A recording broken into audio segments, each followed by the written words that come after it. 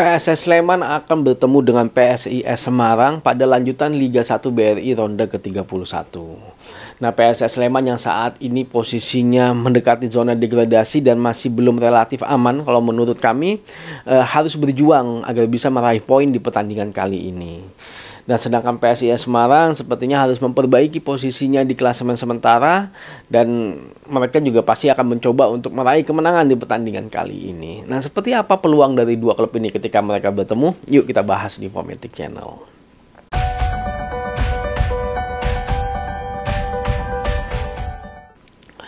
Pertandingan ini akan dilaksanakan pada hari Rabu, tepatnya pada tanggal 16 Maret 2022 jam 8.30 malam waktu Indonesia Barat. Nah, kalau kita melihat performa di 5 pertandingan mereka terakhir, PSS Sleman performanya memang masih belum cukup stabil kalau menurut kami. Mereka berhasil menang 1 kali, draw 2 kali, dan kalah sebanyak 2 kali. Di pertandingan terakhir mereka berhasil menahan imbang Persita Tangerang dengan skor 0-0. Nah, di pertandingan kali ini lagi-lagi kalau menurut kami lini produktivitas PSS Sleman yang menjadi isu yang harus segera dibenahi, karena sepertinya kedatangan pemain baru di paruh musim kedua belum mampu mengangkat produktivitas PSS Sleman. Nah, ini yang menjadi PR yang perlu diwaspadai kalau menurut kami. Nah, sedangkan PSIS Semarang di 5 pertandingan terakhir juga gak begitu stabil, sama posisinya. Mereka berhasil menang 1 kali, draw 2 kali, dan kalah 2 kali. Nah, sedangkan di pertandingan terakhir mereka cukup baik ya, bisa menahan imbang Bayangkara FC dengan skor 1-1. Nah, kalau kita melihat pertandingan terakhir ini, sebenarnya PSIS Semarang berhasil menguasai permainan sebenarnya, dan kesempatan mereka pun juga lebih besar dari Bayangkara FC. Hanya sepertinya mereka harus sampai menit-menit akhir untuk memanfaatkan itu, dan akhirnya berhasil mencetak gol. Dan PSIS Semarang kalau kami melihatnya, ketika mereka dalam posisi ketinggalan, mereka agak kurang tenang ya dalam menyelesaikan peluang-peluang yang ada ya, sehingga akhirnya serangan yang sudah dibangun akhirnya harus kandas di kakinya pemain bertahannya Bayangkara FC. Tapi walaupun di akhir-akhir sepertinya PSIS Semarang sudah semakin tenang, dan semangat mereka juga tetap mereka jaga, mental mereka juga tetap jaga. Akhirnya di menit-menit akhir mereka berhasil menyamakan pertandingan melalui tendangan bebasnya Dewangga. Nah, kalau kita melihat klasemen sementara, saat ini PSIS Semarang berada di posisi ke-7 klasemen sementara, relatif lebih stabil ya posisi mereka selama 1 musim ini.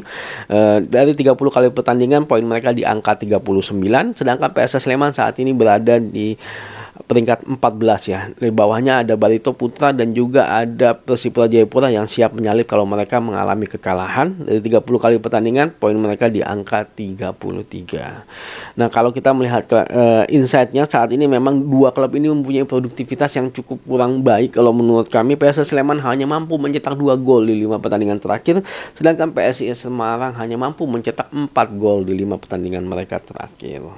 Nah, kalau kita melihat head to head yang tercatat di Footmob, saat ini PSS Sleman berhasil menang 1 kali dari PSIS Semarang. Mereka draw nggak pernah, dan ternyata PSIS Semarang berhasil menang 2 kali dari PSS Sleman. Nah, di pertemuan mereka terakhir ternyata PSS Sleman lah yang berhasil menangkan pertandingan dengan skor 2-1.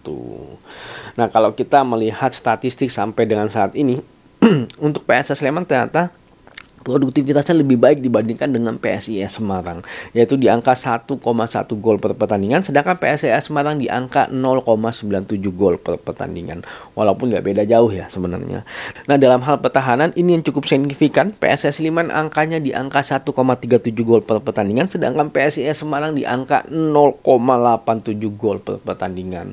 Jadi sepertinya memang secara lini pertahanan PSIS Semarang yang lebih baik dibandingkan dengan PSS Sleman, karena memang di awal-awal musim kenapa posisi mereka lebih stabil, karena salah satunya adalah faktor pertahanan dari PSIS Semarang yang memang salah satu yang terkuat di Liga 1 kalau menurut kami, walaupun sepertinya sekarang sudah mulai menurun lini pertahanannya. Nah, kalau kita melihat kondisi tadi, sebenarnya nggak jauh beda ya secara statistik dua klub ini, karena memang PSS Sleman unggul dalam hal produktivitas dibandingkan PSIS, sedangkan PSIS Semarang unggul dalam hal lini pertahanan. Tapi memang di 5 pertandingan terakhir ternyata produktivitasnya PSS Sleman sangat menurun jauh sepertinya, sedangkan PSIS Semarang ya sedikit lebih baik dibandingkan dengan PSIS Sleman, walaupun memang sebenarnya masih kurang baik kalau menurut kami, karena banyak kesempatan-kesempatan yang ada mereka susah sekali untuk mencetak gol.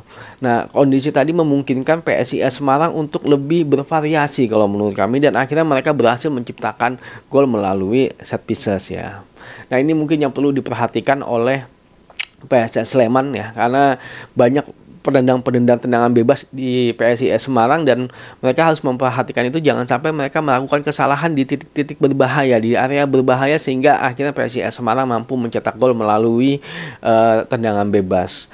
Nah, ketika itu terjadi, bisa jadi pertandingan ini akan dimenangkan oleh PSIS Semarang, karena lini pertahanannya PSIS Semarang sepertinya mampu untuk menghadapi lini produktivitas atau lini depannya PSS Sleman yang saat ini kurang begitu baik kalau menurut kami. Jadi bisa jadi PSIS Semarang mampu memenangkan pertandingan kali ini. Tapi kalau pemain bertahannya PSS Sleman mampu menjaga konsentrasinya mereka dan tidak melakukan kesalahan-kesalahan yang bisa dibilang sangat fatal, bisa jadi pertandingan ini akan berakhir imbang kalau menurut kami.